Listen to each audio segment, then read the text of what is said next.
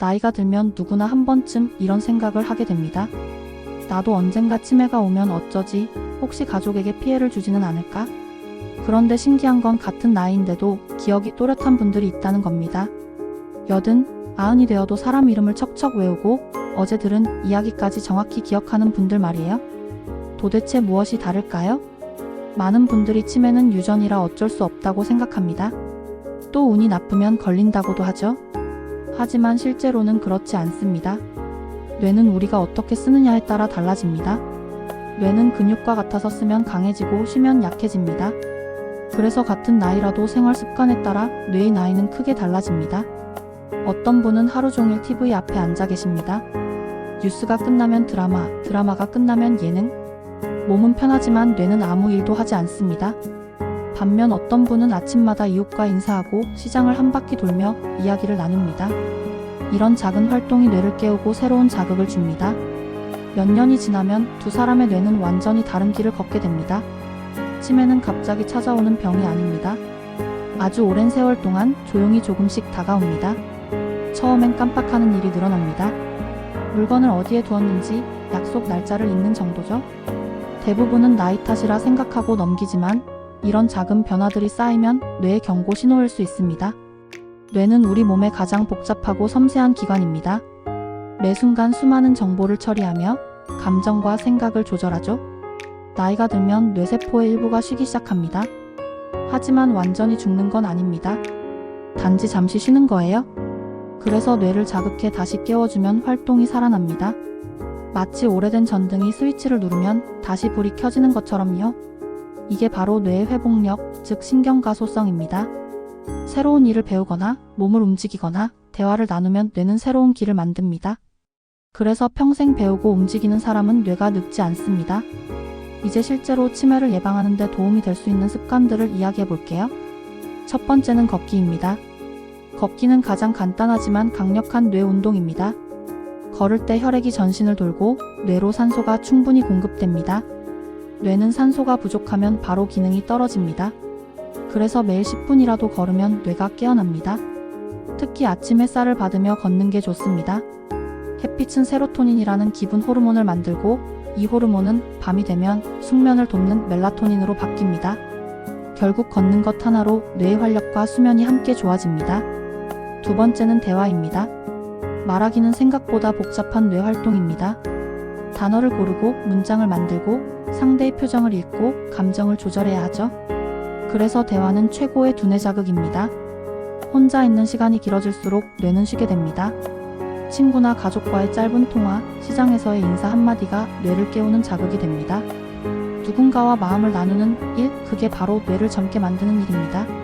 세 번째는 배우기입니다. 새로운 것을 배우면 뇌는 낯선 정보를 이해하기 위해 새로운 회로를 만듭니다. 그것이 뇌를 단단하게 하는 과정입니다.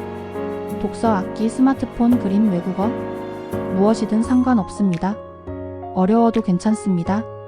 이게 잘 안 되네라고 느끼는 순간 뇌는 이미 열심히 일하고 있습니다.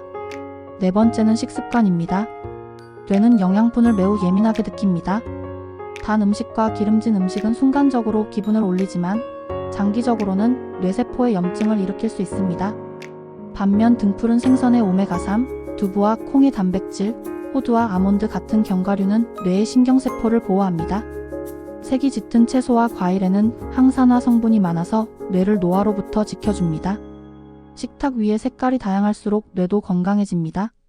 다섯 번째는 수면입니다. 잠을 자는 동안 뇌는 낮 동안 쌓인 노폐물을 청소합니다. 그래서 숙면을 못하면 기억이 흐려지고 감정 조절이 어려워집니다. 일정한 시간에 자고 잠들기 전 스마트폰을 멀리하고 조명을 조금 낮추는 습관이 도움이 됩니다. 카페인이나 늦은 식사도 피하는 게 좋습니다. 수면의 질이 곧 기억의 질로 이어지니까요.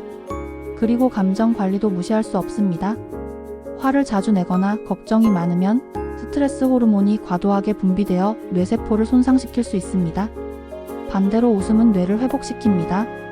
웃을 때 나오는 엔도르핀은 뇌의 염증을 줄이고 면역력을 높여줍니다. 그래서 웃음이 많은 사람은 기억력 저하가 적다는 연구도 있습니다. 하루에 한 번이라도 웃을 일이 있으면 그건 뇌에게 최고의 선물입니다. 또 한 가지 중요한 건 리듬 있는 생활입니다. 아침에 햇빛을 보고 일정한 시간에 식사하고 저녁에는 조용히 마음을 가라앉히는 생활은 뇌를 안정시킵니다.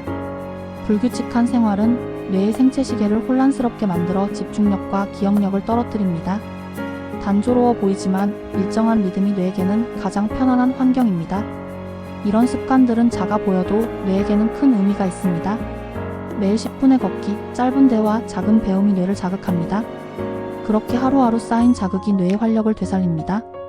실제로 이런 습관을 실천한 분들의 변화도 있습니다. 몇 년 전 기억력이 급격히 떨어져 걱정이 많던 70대 한 어르신이 있었습니다. 그분은 매일 아침 20분씩 동네를 걸으며 사람들과 인사를 나누기 시작했습니다.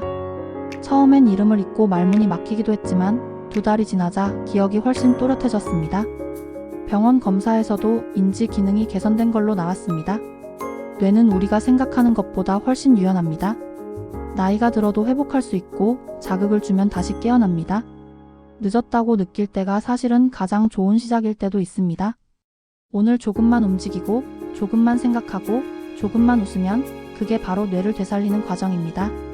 이제 치매를 두려워하기보다 두뇌의 수명을 늘린다는 생각으로 바꿔보세요. 치매 예방은 거창한 일이 아니라 생활 속 작은 습관의 반복입니다. 커피 한 잔 덜 마시고 물 한 잔 더 마시는 것, 엘리베이터 대신 계단을 오르는 것, 모르는 단어를 찾아보는 것. 이런 소소한 행동이 뇌의 젊음을 지켜줍니다. 나이 들어서도 새로운 일을 시도하고 사람을 만나고 웃으며 하루를 보내는 것. 그것이 바로 뇌의 행복입니다. 그리고 그 행복이 쌓이면 기억도 마음도 삶도 더 단단해집니다. 혹시 요즘 기억이 예전 같지 않다고 느끼신다면 너무 걱정하지 마세요.